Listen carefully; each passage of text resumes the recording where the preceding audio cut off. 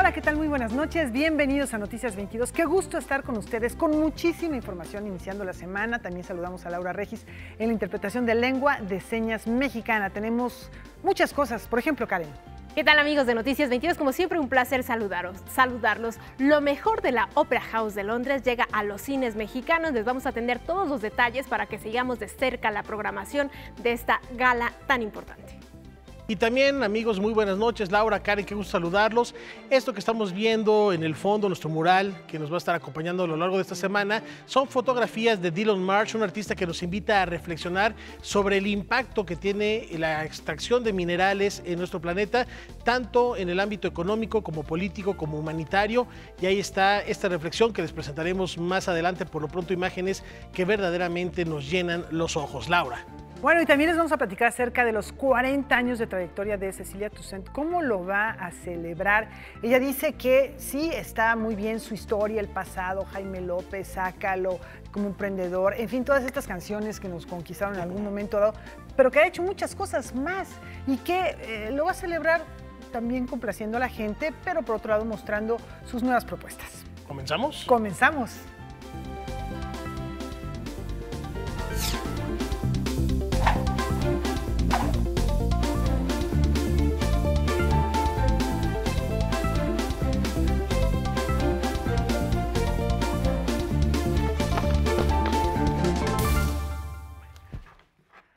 Bueno, iniciamos con letras. A 65 años de su nacimiento y 20 de su deceso, volverá a sonar la inconfundible voz poética de Mario Santiago Papasquiaro, fundador del movimiento infrarrealista.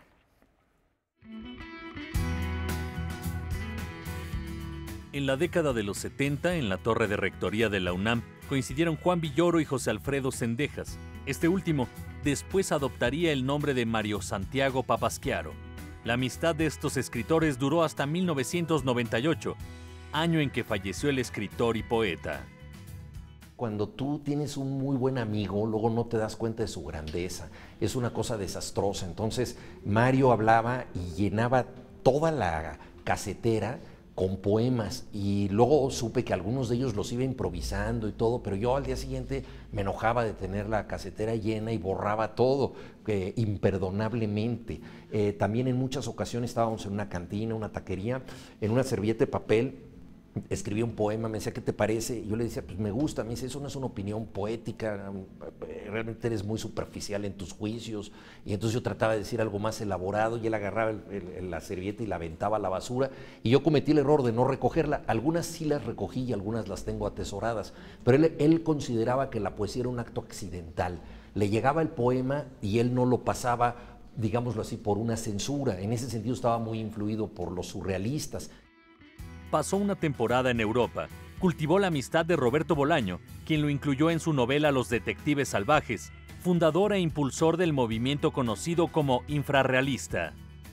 Era un movimiento vital, antisistema, en ese sentido se adelantaron a los globalifóbicos, y también muy opuesto a la jerarquía piramidal de la cultura mexicana, que siempre ha sido muy respetuosa de los cánones, de las autoridades, y ha sido de alguna manera una cultura burocrática. Para recordar a Mario Santiago Papasquiaro, sus amigos, familiares y lectores realizarán el homenaje El manuscrito es lo de menos, el miércoles 12 de diciembre a las 19 horas en el Centro Cultural Bella Época. Se darán cita Tino el Pingüino, de Guadalupe, y los hijos del poeta, Mowgli y Dadya Zendejas, quienes han rescatado algunas grabaciones de su padre.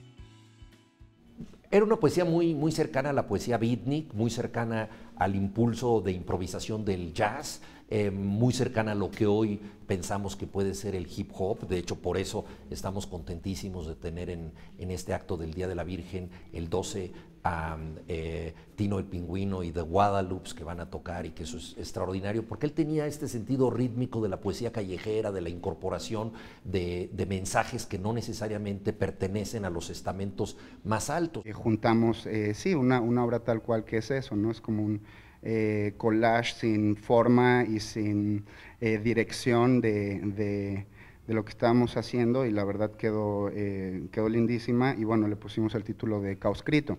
¿Por qué? Bueno, usando como analogía algo que hacía Mario Santiago Papasquiaro mucho, que era hacer como estas palabras conjuntas de palabras, ¿no?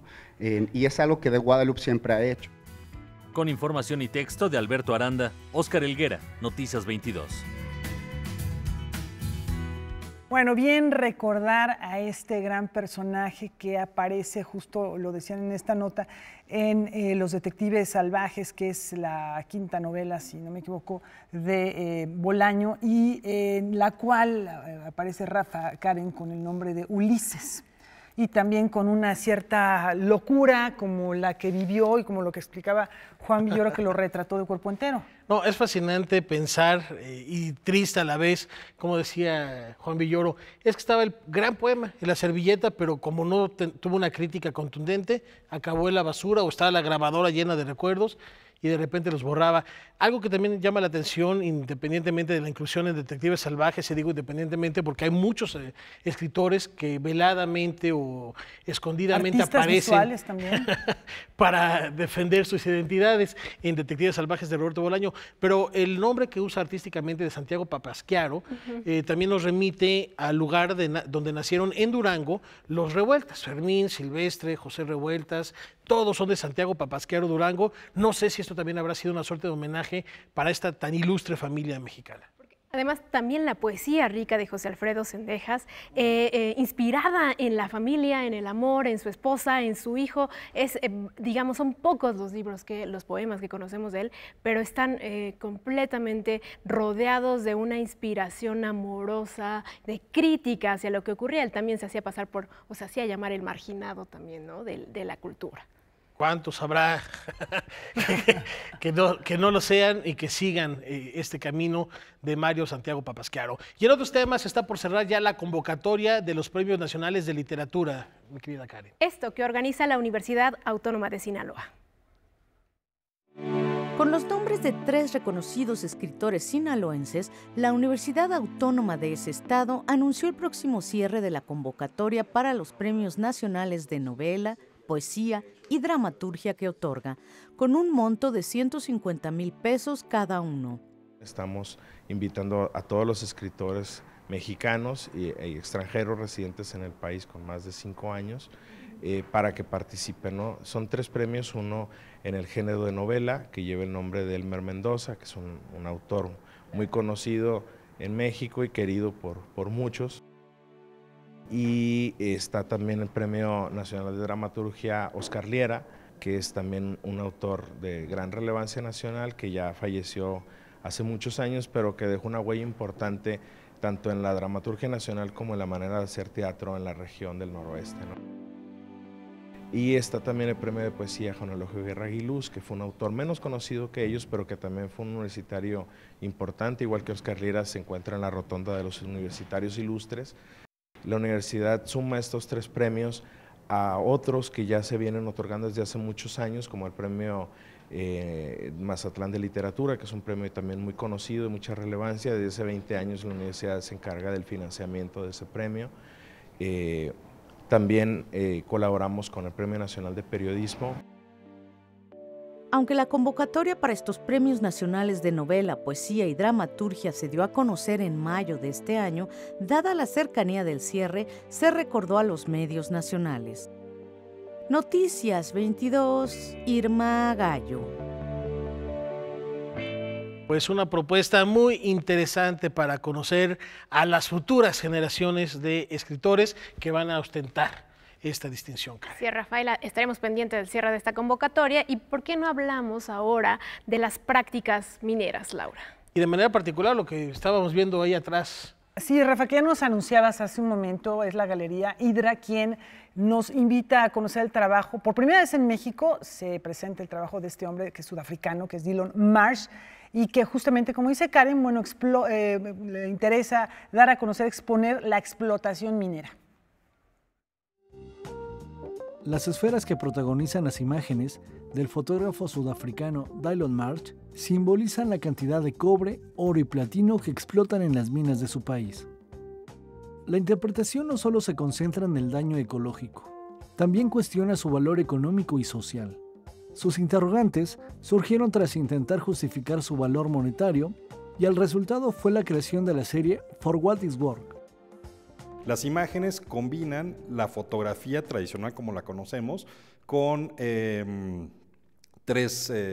Computer Graphic Images o imágenes trabajadas por computadora. Entonces hay una fusión que es muy interesante. Entonces, en este momento en donde hablamos de fake news, de manipulación, etcétera, es muy pertinente lo que está haciendo Dylan Marsh, en donde él, por cuestiones de números, empieza a ver cuánto se extrae de cada mina. Entonces hace una especie como de interpretación de esa extracción de minerales y pone en esas esferas la cantidad de mineral que se está sacando de esa mina en específico y toda la destrucción y todo lo que hay alrededor. La esfera metálica es un elemento silencioso que observa las cicatrices que ha sufrido la Tierra, al mismo tiempo que se está cotizando en la Bolsa de Valores de Nueva York. Pero sí, lo interesante de las imágenes es que hay una experiencia estética a la hora de mirarlas y son unas minas como no habíamos visto antes. Es un paisaje trastocado, repito, manipulado, alterado, que es muy interesante y sobre todo que creo que es un lenguaje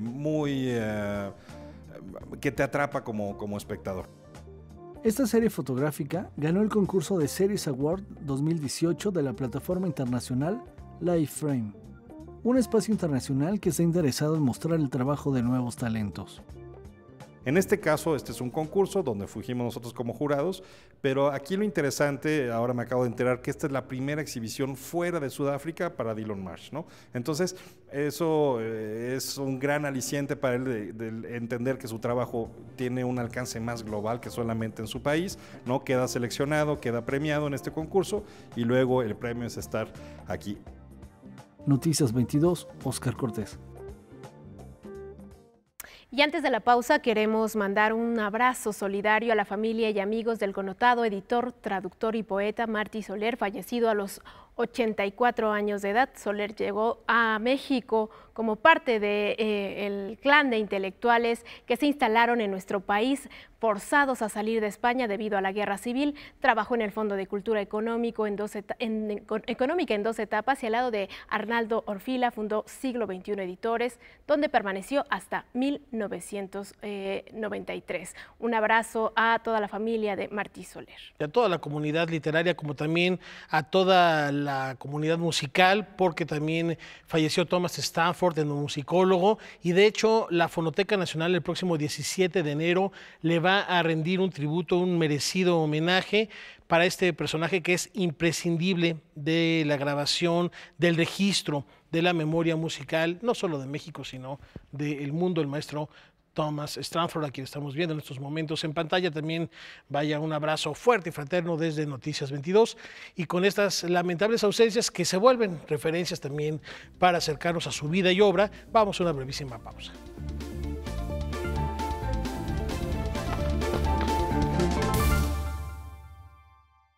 Bueno, rápido les comento que nos acaba de llegar la Agenda Literaria 2019, El rostro de las letras, de Rogelio Cuellar. Él había publicado un libro con este nombre, con fotografías de personajes imprescindibles. A ver si encuentro una rápido de las letras mexicanas. Por ejemplo, aquí está, es Federico Campbell, ¿no? Y bueno, pues está muy interesante, es una serie de retratos al estilo de... Y ya me le están peleando. Que solo llegó una. Nada más llegó uno, Rogelio.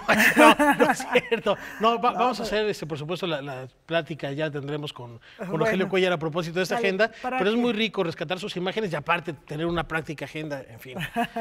Y en otros temas que también tienen que ver con la literatura, en su más reciente novela histórica, José Manuel Villalpando explora el desconocido mundo de los barcos de guerra mexicanos y también las historias de quienes los abordaban. Todas las historias de estos buques, de estas embarcaciones. Vamos a conocer más.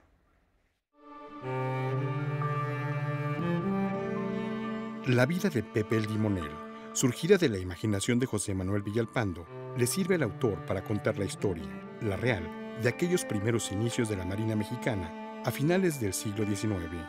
Diario de navegación, nos lleva por la vida ficcionada de aquellos personajes que navegaron en esos primeros 7 barcos mexicanos.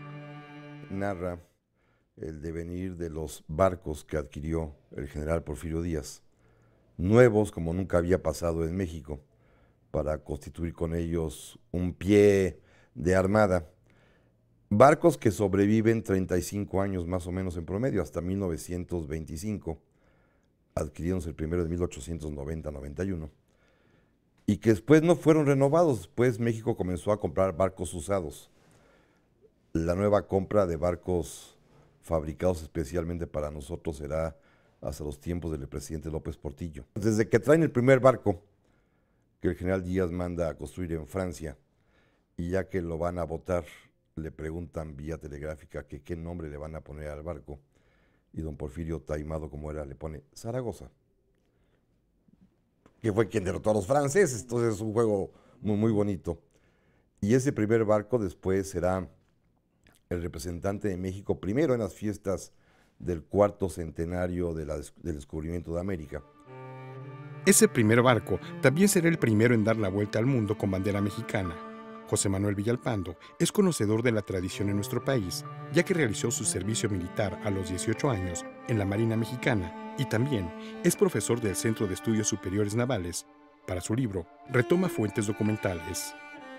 Particularmente, las fuentes de primera mano son los expedientes personales de una generación de marinos mexicanos que encabeza el almirante Ángel Ortiz Monasterio, que es el que trae la corbeta la Zaragoza, el que da la vuelta al mundo, el contraalmirante Manuel Azueta, el héroe de Veracruz, el contraalmirante Hilario Rodríguez Malpica, que llegó a ser jefe de Estado Mayor del presidente Madero, y de varios otros oficiales que tuve la fortuna de tener el expediente original auténtico. El autor destaca la necesidad de concientizar a los mexicanos sobre el mar como parte del territorio nacional. Escribe su novela Diario de Navegación, teniendo como referente Cabo Trafalgar, de Arturo Pérez Reverte. La investigación histórica fue lo fácil, pero aprender el lenguaje marinero, que tiene una forma de expresarse muy particular en todo el mundo y en México, por supuesto, eso es lo que me llevó más tiempo. Me percaté muy bien que buena parte de la gran labor de Pérez Reverte de poder reconstruir lo que pasa dentro de un barco en la batalla de Trafalgar es que él mismo, como lo confiesa después en algún documental, aprendió el lenguaje marinero. Y eso traté de hacer aquí también, meter muchísimas palabras y términos y usos y modismos. Diario de Navegación aparece bajo el sello Grijalbo. Noticias 22, Víctor Gaspar. Bueno, Rafa, es todo un género, las historias de buques, de barcos, de piratas. Y hablamos ahora de lo que encierra de historias. Veracruz, por ejemplo, que fue víctima de ataques de piratas y que no son historias de ficción, son reales. Hay barcos históricos como la nao de China, hay barcos históricos de leyenda como el del capitán Ayab en Moby Dick y un largo etcétera. Entonces he estado por allá, mi querida Karen, en el puerto de Veracruz, precisamente donde está este museo. Sí, en el Museo Naval de Veracruz, y allí se encuentran algunas maquetas de los barcos de guerra que se adquirieron con Porfirio Díaz. Y están padrísimas las salas porque te cuentan, te narran la historia de cómo se ha llevado a cabo este proceso de compra de estos buques y para qué funcionaron, para qué sirvieron, cuánto tiempo sirvieron. Si pueden y están por Veracruz, dense una vuelta al Museo Naval de allá, está verdaderamente bellísimo. Y bueno, en otros temas, inició la gestión de José Alfonso Suárez del Real al frente de la Secretaría de Cultura de la Ciudad de México. En uno de sus primeros actos públicos habló sobre el porvenir de la dependencia. En su primera conferencia de prensa para anunciar el segundo premio de crítica teatral Olga Harmony, el secretario de Cultura de la Ciudad de México, José Alfonso Suárez del Real, explicó brevemente los planes inmediatos de la dependencia, así como algunas observaciones sobre la pasada gestión. Nosotros esperemos poder superar ese bache y poder fortalecer el quehacer cultural con un buen presupuesto. Tenemos que partir del hecho de que la doctora asume como propia el quehacer de la cultura. Suárez del Real dijo que el proyecto de cultura de esta administración se centrará fundamentalmente en dos aspectos. cultura comunitaria que tiene dos expresiones concretas: la participación de cultura en los pilares, en los puntos de integración que se van a crear. La segunda vertiente de cultura comunitaria son precisamente los faros. Recuerden ustedes que vamos a incrementar la propuesta educativa de faros a través del Faro Cosmos.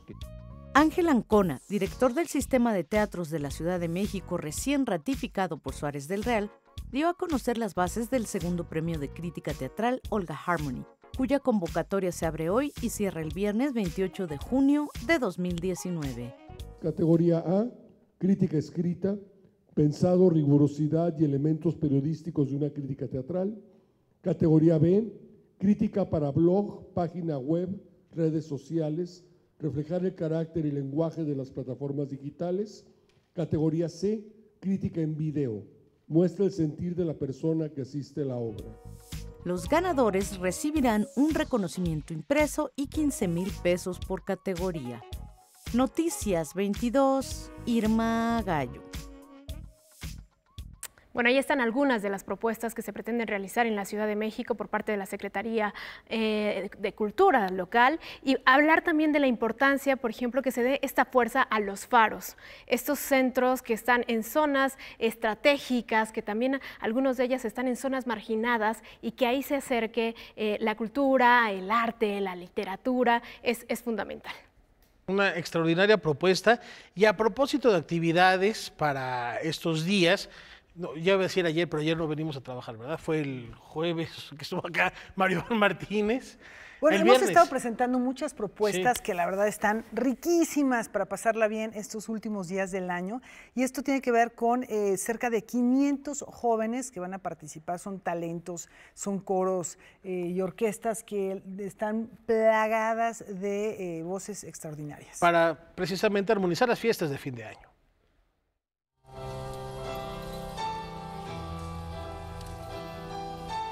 Después de presentar 8 conciertos en la Sala Nezahualcóyotl en junio pasado, los coros y orquestas infantiles de México cerrarán su temporada número 28 con un repertorio basado en música popular y clásica que interpretarán el domingo 16 de diciembre en la Sala Silvestre Revueltas del Centro Cultural Olinyolistli.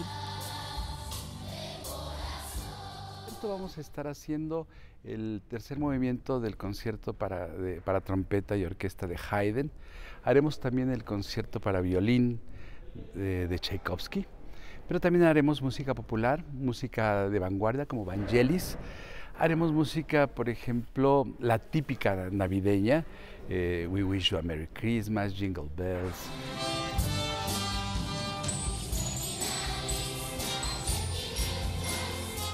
El presidente de Coros y Orquestas Infantiles de México y creador de Enlace para el Desarrollo de Niños y Jóvenes asegura que la intención de ofrecer este abanico de obras es motivar el respeto a la diversidad musical.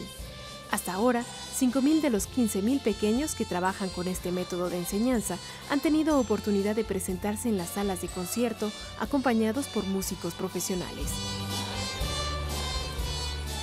Afortunadamente podemos hacer que estos niños convivan y estén en partituras. No son un relleno, son partituras hechas para los niños, ensamblado a toda esta partitura. Hay músicos de OFUNAM, hay músicos de la Orquesta Sinfónica del Politécnico, en fin, tenemos grandes músicos que no es de ahorita, es años, han estado con nosotros.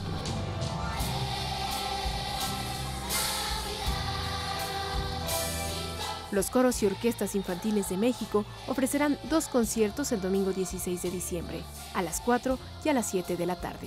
Noticias 22, Karen Rivera.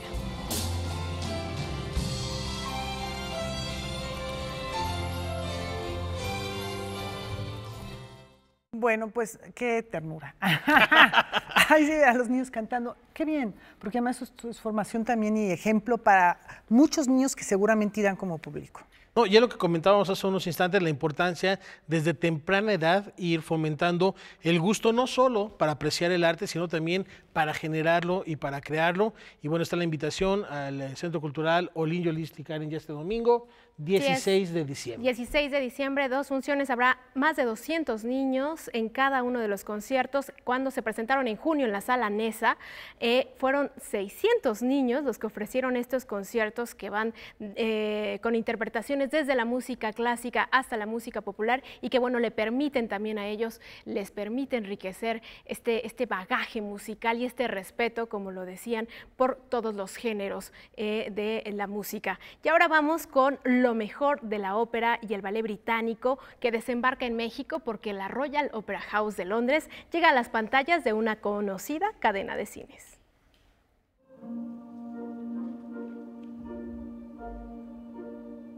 La idea ahora es que tengamos continuamente las temporadas una tras otra.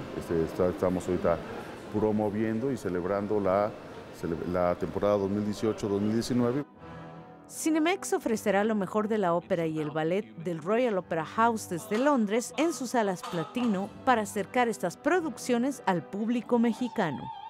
La ventaja de verlo a través de las salas Platino de Cinemex es que tenemos la oportunidad de que nos brinda la tecnología, finalmente acercamientos, alejamientos, finalmente la dirección de cámaras que tienen de gente muy especializada nos permite que se pueda poner atención en las partes en las que los directores escénicos y musicales consideran que se tiene que poner mayor atención porque está pasando algo que requiere atención especial del público. En general, la mayoría de los teatros tienen un escenario que varía entre los 12 y 21 metros. Entonces, dependiendo dónde compraste tu boleto, pues puedes quedar en una parte muy lejana, ¿no? Hay teatros, por ejemplo, que tienen, los más pequeños tienen de 4 a 500 butacas, hasta teatros que tenemos en el país con más de 2,000 butacas. Algunas de las óperas y ballets que se podrán ver esta temporada en Cinemex son La Valquiria, La Bayadère, La Reina de Espadas, La Traviata y Don Quijote. Noticias 22, Irma Gallo.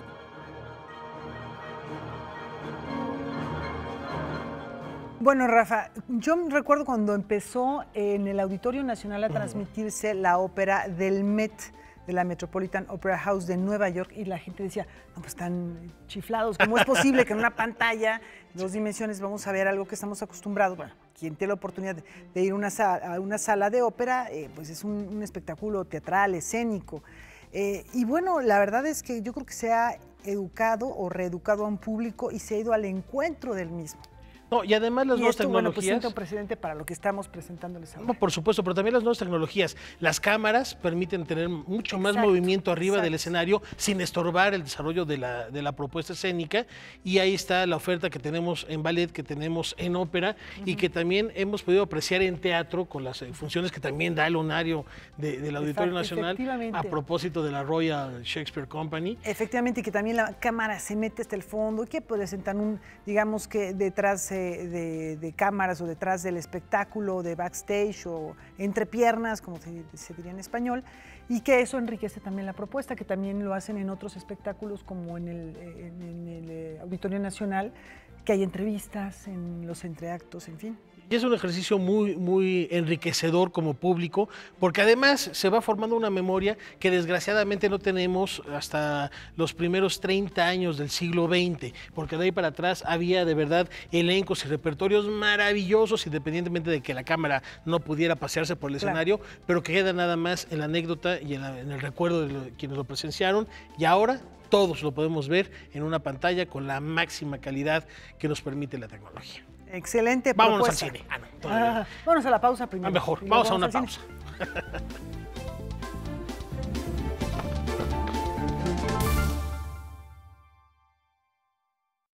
Bueno, pues vamos a continuar con artes visuales, Rafa, Karen, con una propuesta que presenta el Museo Nacional de San Carlos, que no es la primera vez que ponía a dialogar artistas de diferentes épocas que uno diría que tiene que ver uno con el otro. Y esto ayuda mucho al espectador, nos ayuda como público a reflexionar y ver de una manera muy distinta las obras de arte que se presentan en un sitio como este, que tiene una colección espléndida. Y tengo entendido que esta obra viene de Bielorrusia. Efectivamente. Ha viajado. Un artista bielorruso y vamos a conocerla, ¿no, Karen? Sí, así es, fotografía y artes plásticas reunidas en el Museo de San Carlos.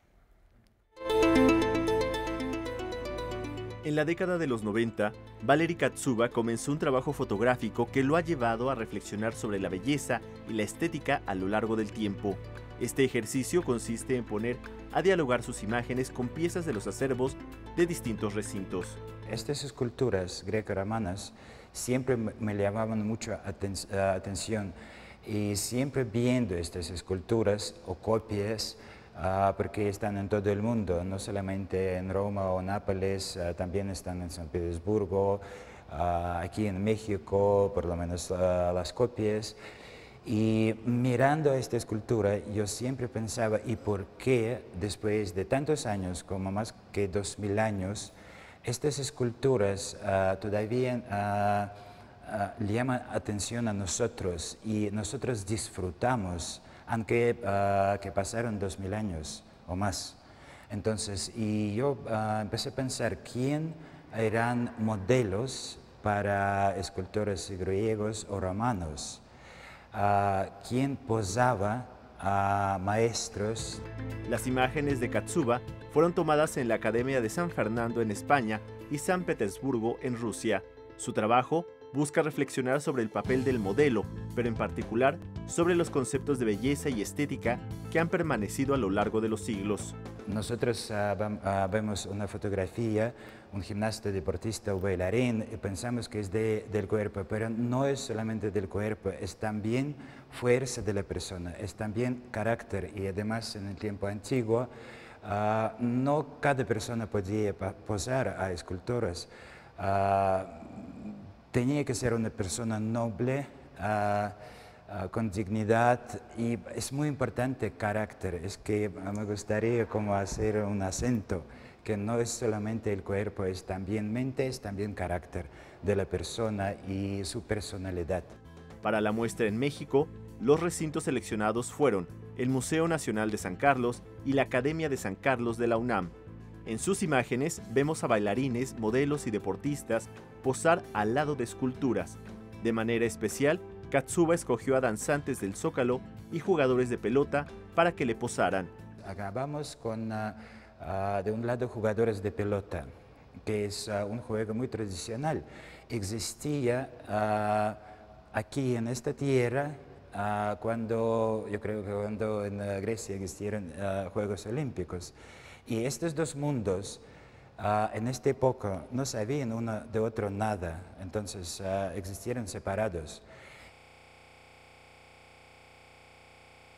Y para mí era interesante si en movimientos de jugadores de pelota hay algo parecido que nosotros podemos ver, por ejemplo, ahora en esculturas greco-romanas de sus deportistas.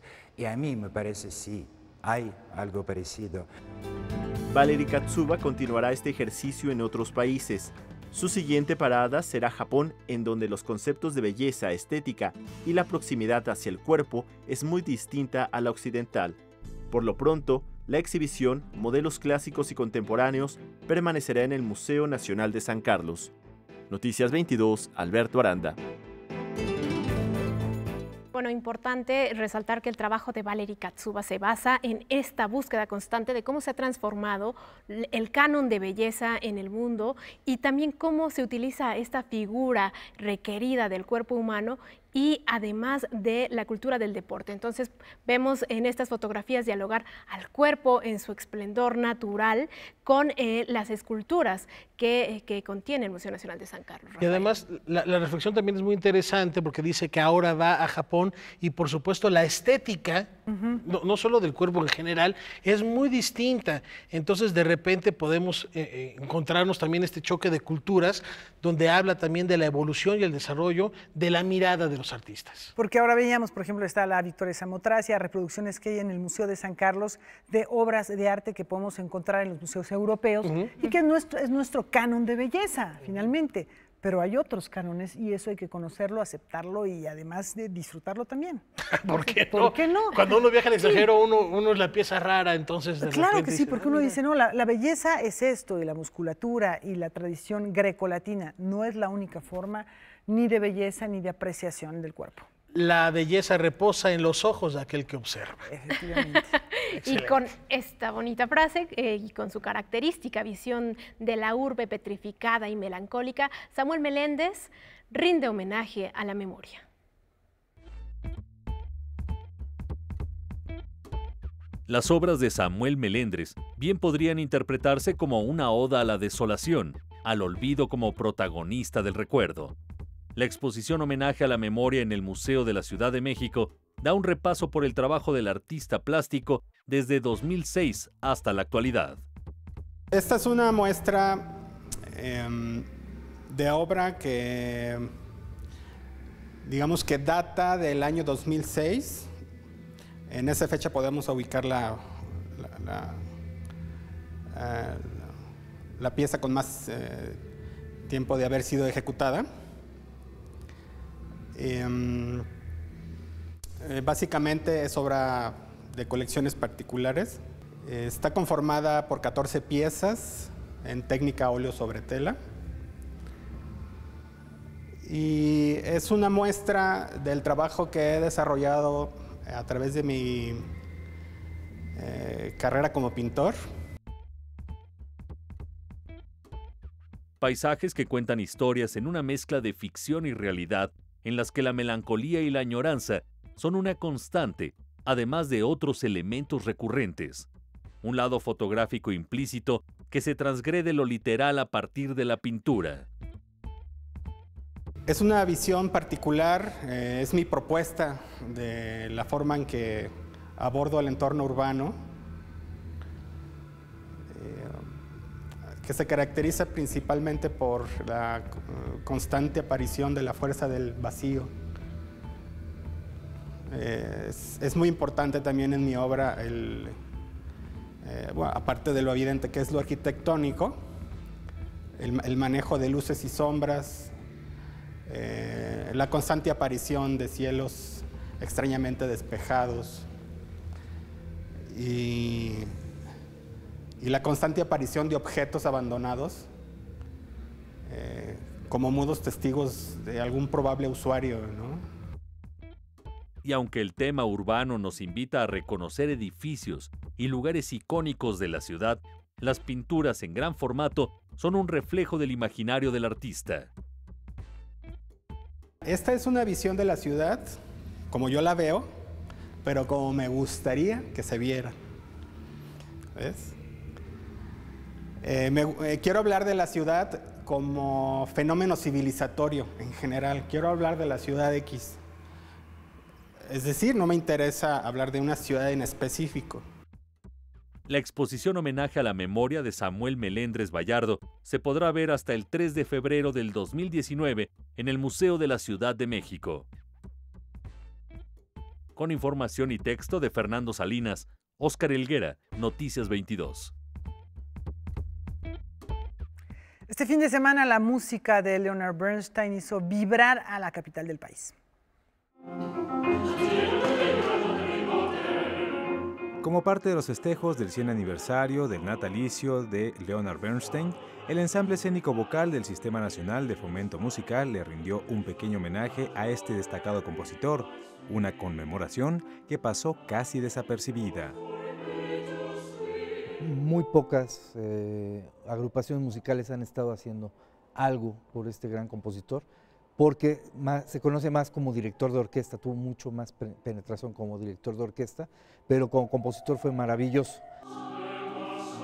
La agrupación tomó 3 piezas de su repertorio que son icónicas, selecciones del musical Wonderful Town, la opereta cómica Candy y selecciones del musical West Side Story. Realmente nadie sabe que Leonard Bernstein es el precursor de los musicals norteamericanos con este tipo de ironía ante la vida. El reto no fue solo vocal, los 16 integrantes del ensamble también realizaron despliegues escénicos. Interpretan diferentes coreografías extraídas directamente de los musicales originales. El Sistema Nacional lo que les quiere dar es un impulso para que en sus carreras de canto puedan ver el canto, pero tengan algo adicional, que es la parte escénica.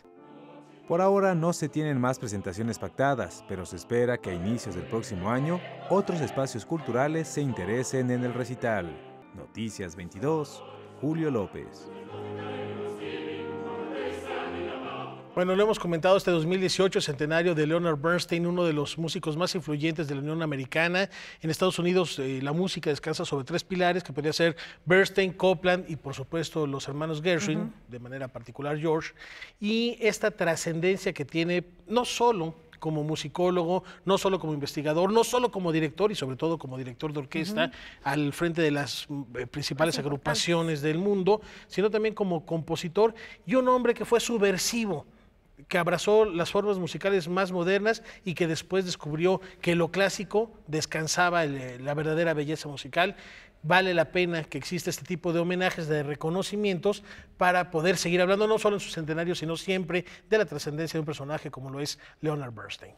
Así es, Rafael. Y ahora, bueno, pues vamos a otros temas, porque convocados por la UNAM, los jóvenes artistas del presente dan forma a eso que darán, que serán los nuevos recuerdos del porvenir. En el Centro Cultural Universitario Tlatelolco se presenta la exposición Ficción y Tiempo, en la que cerca de una treintena de artistas contemporáneos fabulan nuevas posibilidades en el tiempo en respuesta al creciente desencanto por el presente, la falta de certeza frente al futuro y la construcción de pasados idealizados. La propuesta surge de 5 alumnos de la Maestría de Historia del Arte de la UNAM que conforman el grupo curatorial de la muestra. Hubo una lectura que nos marcó mucho, fue Retrotropía de Zygmunt Bauman. Nos dimos cuenta que actualmente, no podemos ya vislumbrar un futuro. Estamos como en medio de tantas catástrofes ambiental, económica, pues política, que siempre recurrimos a ver el pasado, pero ya no de una forma crítica, sino como añorando eso. Y ya eso nos permite no nos permite avanzar. Uno de los 4 ejes temáticos de la muestra se titula Visiones del pasado, una mirada crítica a la historia. Sofía Echeverry pinta esculturas prehispánicas de mujeres y ella se da cuenta que nunca se le ha atribuido un rol, ¿no?, dentro de la historia del arte ni de la historia.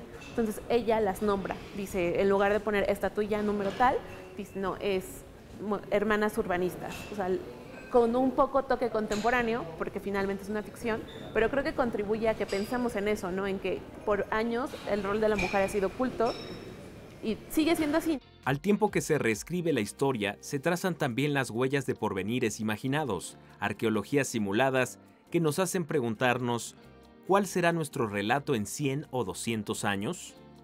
Ficción y Tiempo se compone de 37 obras pertenecientes a 26 artistas y 3 colectivos. De esa treintena, 5 piezas fueron comisionadas ex professo para la muestra. La artista Virginia Caldwell propone una narrativa que desafía al tiempo. Está basada en una narrativa de ficción y que toma como un lugar de partido una idea de un experimento que hicieron supuestamente en los años 50, que tenía que ver con una forma de viajar por el tiempo usando la memoria. Entonces, en lugar de una máquina de viaje, como de usar como la memoria en una pastilla que abría lo que yo llamo como el archivo de la memoria. Siempre me ha interesado muchísimo el deseo que tenemos para visitar el pasado y el deseo que tenemos para visitar el futuro. Ambos son como pensando en el pasado es más como una idea de querer como revivir algo, como de poder como procesar como algo de nuevo, y pensando en el futuro como también como quitar un poco de incertidumbre. Como parte de la exposición Ficción y Tiempo, abierta al público hasta el 31 de marzo, se llevarán a cabo activaciones escénicas en el Centro Cultural Universitario Tlatelolco. En ccutlatelolco.com encontrará la información necesaria. Para Noticias 22, César H. Meléndez. Bueno, pues ahí tenemos, ahora hemos tenido muchas artes visuales, está muy variadito, ¿no? Hay que darse una vuelta en el periodo vacacional. ¿Qué hacemos? Museos hay cualquier cantidad, sobre todo en la Ciudad de México, es la segunda ciudad con más museos en el mundo, tan solo después de Londres, entonces habrá que darse una vuelta, no hay pretexto para no acercarnos a la creación. Y con esto nos vamos a una breve pausa y regresamos con más aquí en Noticias 22.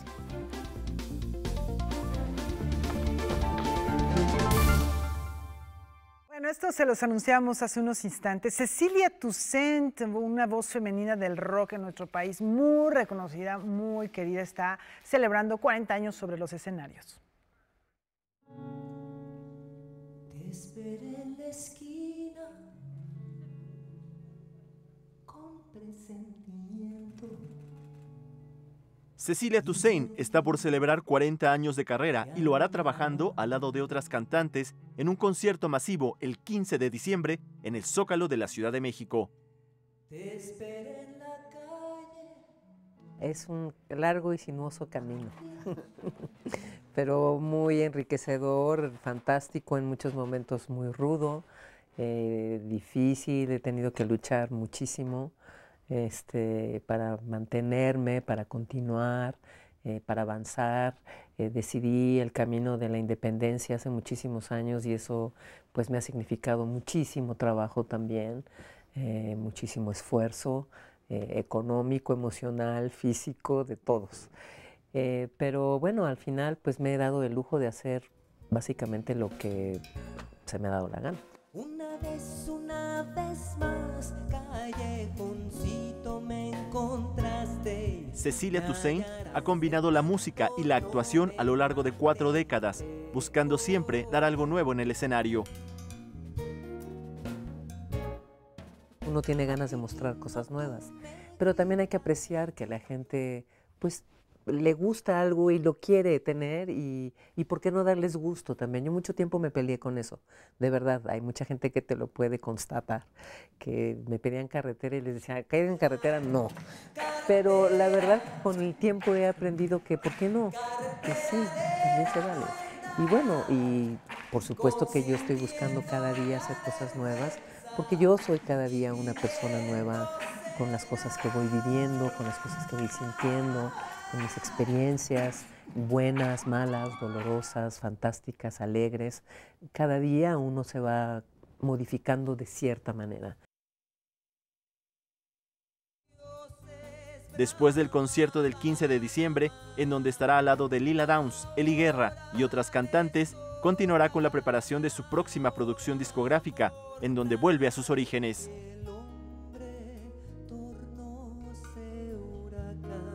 Yo creo que también he aprendido a lo largo de estos años que pues sí tengo un lugar como precursora del rock en este país. Entonces pues estoy asumiendo mi papel, agradeciéndolo profundamente y pues sí, o sea, cuando yo voy a un concierto sé que me mueve la patita y que no.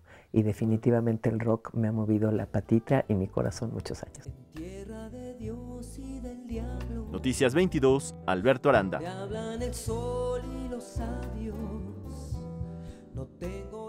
Y con los ojos puestos en la actualidad de América Latina, 17 artistas contemporáneos entablan una conversación con el legado de David Alfaro Siqueiros. En los últimos 9 años, la Sala de Arte Público Siqueiros ha colaborado con creadores para elaborar obras artísticas a partir de los archivos del pintor David Alfaro Siqueiros, que por primera vez son exhibidas en la muestra Fragmentos Americanos. No es la única pieza, ¿no?, de su exhibición, pero esta pieza en particular tiene que ver, él estuvo investigando el archivo de Siqueiros y Siqueiros coleccionaba fotografías. Coleccionaba fotografías que tomaba él o tomaban otras personas o que él compraba, que eran poses que utilizaría en sus murales. Estas fotografías que Cristian encontró son 3 manos que sostienen una broca. La fotografía, quien está modelando, la mano que está modelando es una mano muy bien cuidada, ¿no? Como una mano que no está trabajando las máquinas, ¿no? Y él encontró una paradoja ahí, ¿no?, que se está de ciertas tendencias políticas, que se habla de otro, pero de un lugar muy privilegiado. Tenemos el dúo Sangre, que son unos artistas jóvenes mexicanos que trabajan mucho, mezclan, ¿no?, como las estéticas de lo prehispánico con todo el lenguaje de autopublicidad por internet y de marcas, distintas marcas de ropa. Además, Tenemos una pieza de la artista mexicana Tania Candiani, que ella trabajó originalmente en Colombia. Tania trabaja mucho los sistemas de comunicación y los lugares, o sea, de la forma en los que nosotros aprendemos. Estamos trabajando actualmente con el Mamo Chencina de la comunidad Cogui de la Sierra Nevada colombiana. Están aquí construyendo una estructura de su arquitectura vernácula, que es la casa donde usualmente el Mamo, que es el líder espiritual, que es quien está aquí con nosotros, pasa su palabra, a través de la palabra, su conocimiento a generaciones menores, y todo el conocimiento es acerca de el bienestar y cómo estar bien con todo. La muestra, en la que se exhiben obras de 17 artistas, finaliza con la intervención de la fachada por parte de la activista chilena Alejandra Prieto, quien hizo una tabla periódica para señalar a las principales empresas que han explotado desmesuradamente la extracción de minerales en su país. Noticias 22, Óscar Cortés. Bueno, pues es momento de despedirnos y lo haremos con un compositor francés muy vinculado con la religión, quien es además un muy famoso organista. A 110 años de su natalicio, Oliver Messiaen está presente en este recuerdo. Hablábamos hace ratito de las vanguardias que abrazó Leonard Bernstein. Pues Oliver Messiaen hizo lo propio, revolucionando las interpretaciones de los conciertos para instrumentos como clarinete. Él desde los 11 años ya estaba estudiando música y demostrando al mundo de lo que era capaz. Y compuso inspirado en la pasión por los pájaros, en el amor al ser humano y, como decía Laura, en la fe católica. Rafael. Gracias por acompañarnos. Disfrútenlo. Hasta mañana. Buenas noches. Thank you.